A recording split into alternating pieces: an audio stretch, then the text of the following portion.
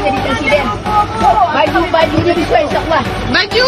Doa ya, dan nanti doa. Doakan Pak Anies jadi presiden ya. Amin. Apa-apa. Doakan Pak Presiden. Mudah-mudahan aku yuk. Pak Ji, doakan Pak Anies jadi presiden ya Pak Ji. Mantap. Baswedan. Anies Baswedan. InsyaAllah jadi presiden 2019. Jalan-jalan Bang Lun. Yes. Jalan. Jalan mana lo? Aja kami baju udah jadi insyaAllah. InsyaAllah berdoa sama mudah-mudahan ya Allah.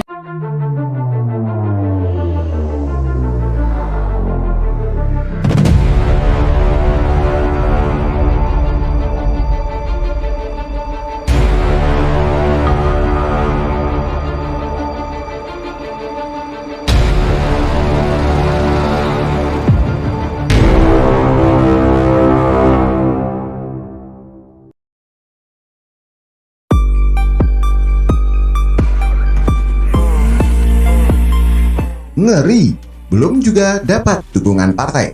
Pendukung Anies sudah mempolitisasi masjid. Ditulis oleh Ferry Adli.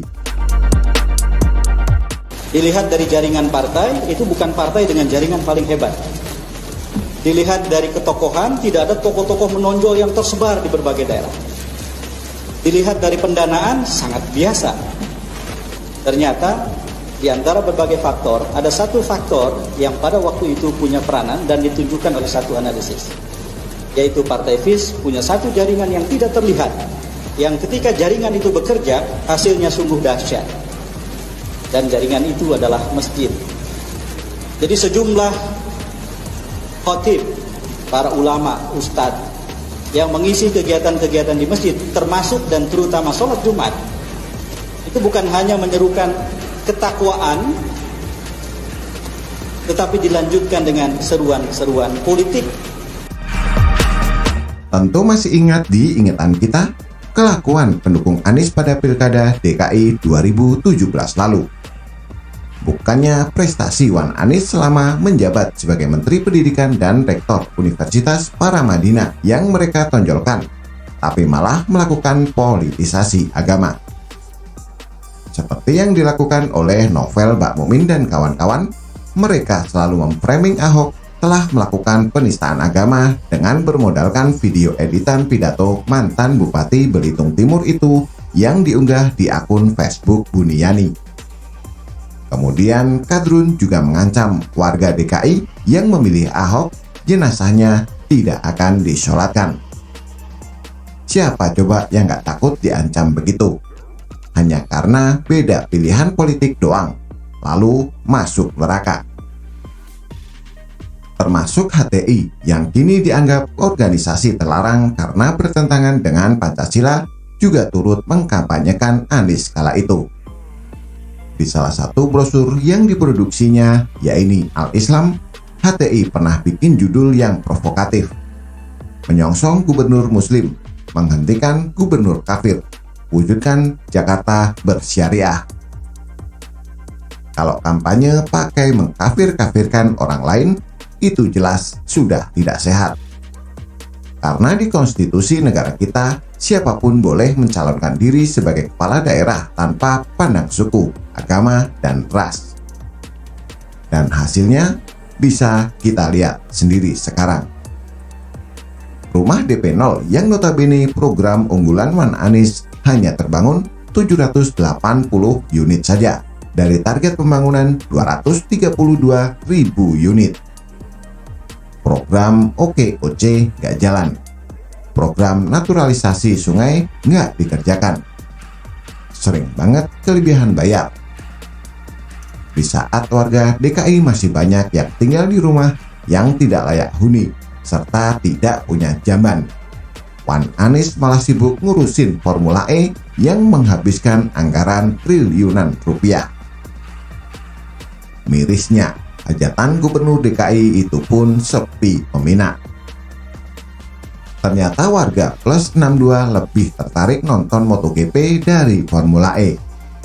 Terbukti, pembalap MotoGP sangat familiar di mata masyarakat Indonesia seperti Valentino Rossi, Marc Marquez, Casey Stoner, George Lorenzo, Dani Pedrosa, dan lain-lain. Sedangkan pembalap Formula E hanya 1 atau 2 orang saja warga plus 62 yang tahu namanya. Jadi daripada malu karena sudah menghabiskan anggaran yang besar, ketua panitia Formula E itu, Ahmad Syaroni, terpaksa memborong tiket balap mobil listrik tersebut. Kasihan sebenarnya lihat politisi Nasdem ini. Dia yang sibuk ngurusin Formula E hingga selesai, pagi, siang, dan malam tanpa istirahat. Dia pula yang keluar modal paling banyak untuk beli tiket hajatan Anies. Sebenarnya kalau dipikir-pikir, Syaroni menerima tawaran jadi ketua panitia Formula E itu rugi, alias tidak balik modal. Oke lah, konon katanya dia mau jadi cagup DKI. Tapi Formula E tersebut tidak berarti apa-apa terhadap elektabilitasnya.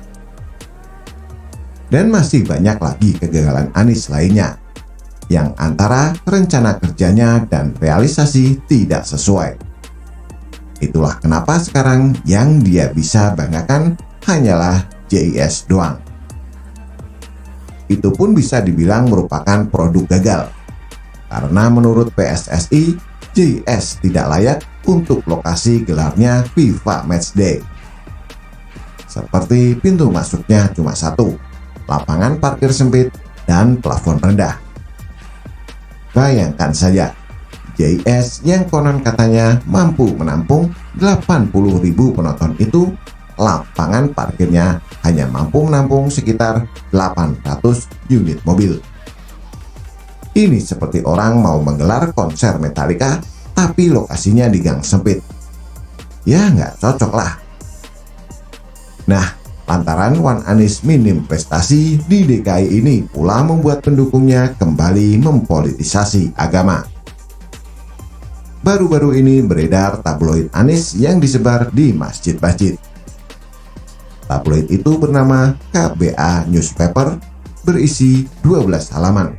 Di covernya terdapat foto Anies yang berjudul "Mengapa harus Anies yang jadi presiden?" Karena judulnya "Mengapa harus Anies?", maka yang diulas semuanya tentang Anies. Maaf kawan, gak ada tentang Dewi Persik ataupun tentang Anya Geraldine.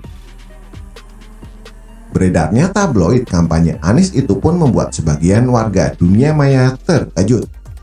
Seperti yang disampaikan oleh salah seorang netizen berikut ini. Kaget, di rumah ada tabloid kayak gini. Isinya cuma tentang Anies Baswedan. Oh alah, taunya suami dapat dari masjid pas Jumat kemarin. Kayaknya model kampanye lewat masjid di Pilkada DKI kemarin mulai dilakukan. Ini di Malang, boy. Bagaimana di tempat kalian? Ada juga kah? Cuit pemilik akun Twitter @akuatikafaya. Kegiatan mempolitisasi agama dan masjid di daerahnya ini juga yang kemudian bikin Wali Kota Malang Sutiaji geram. Jangan membawa dan menarik-narik urusan berbau politik ke tempat ibadah.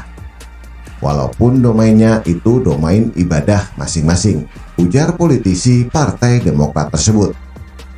Lantas, kenapa Sutiaji marah? Bukankah founder tabloid itu adalah Ramadan Pohan? Yang kita tahu sendiri bahwa paman Anissa Pohan tersebut juga merupakan kader Partai Demokrat.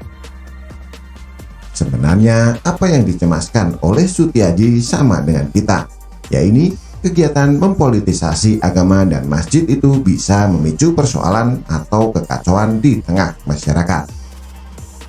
Untuk mengantisipasi terjadinya perpecahan dan agar umat tidak ditarik ke kepentingan politik, Pemkot Malang akhirnya mengeluarkan surat edaran kepada Dewan Masjid Indonesia Cabang Malang agar kejadian serupa tidak terulang lagi. Saya akan memberikan anjuran untuk DMI atau Dewan Masjid Indonesia. Akan saya suruh buat selebaran surat edaran ya, supaya tidak terjadi kontraproduktif. Jadi ini tempat ibadah, jangan sampai dibuat untuk kampanye atau sebagainya. Tutur Sutiaji dengan nada tegas. Cadas, gak nyangka ternyata duit Kadrun banyak juga, sampai bisa bikin tabloid segala, padahal cuma relawan doang. Pertanyaannya, siapa yang mendanai? Memang betul kata Buniyani dahulu kala, jual agama itu memang gampang. Maklum, layaknya Kadrun pendukung Anies masih bego-bego gampang ditipu. Bagaimana menurut Anda? Silahkan tulis komentar di bawah.